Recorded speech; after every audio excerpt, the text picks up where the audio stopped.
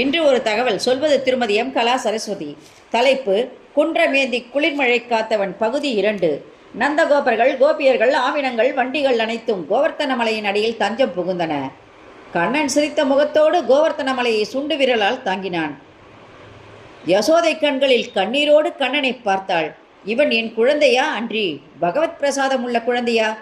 சிறிது பயம் அவள் நெஞ்சில். கண்ணனை கட்டி அணைத்து முத்தமிட்டாள். பகவான் சிரித்தான். நான் உன்னை பிரியும் நேரம் வெகு தொலைவில் இல்லை. அதை தாங்கும் மனோதிடத்தை நான் தருவேன் என்று மனதில் நினைத்தான். அவ்விடம் அனுமன் உள்ளே நுழைந்தான்.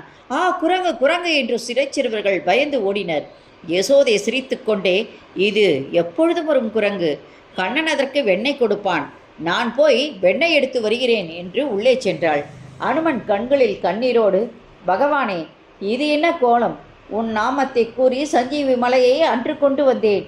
அதே போன்று உங்கள் நாமத்தை சொல்லி இந்த பர்வதமலையை நான் தூக்குகிறேன். நீங்கள் கஷ்டப்படுவதை பார்க்க எனக்கு வேதனையாக உள்ளது என்று கூறினான். பகவான் சிரித்தார். உன் பக்தியை நான் அறிவேன்.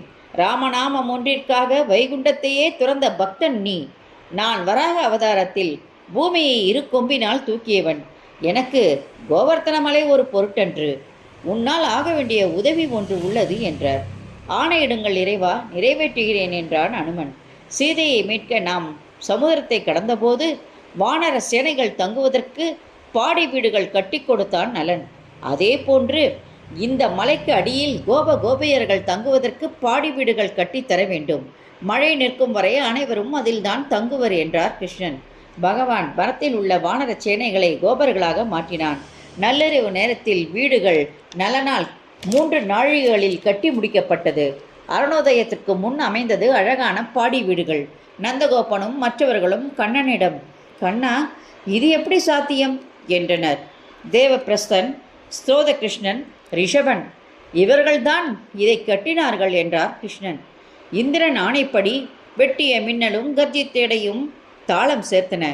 ஊழி காற்று பிருந்தாவனத்தை அழித்து விடும் என எதிர்பார்த்தான் இந்திரன். 6 நாட்கள் உறங்காது தவித்தான். 7வது நாள் பிருந்தாவனத்தில் தெப்போற்சவம் நடந்தது. இந்திரன் சுற்றிலும் பார்த்தான்.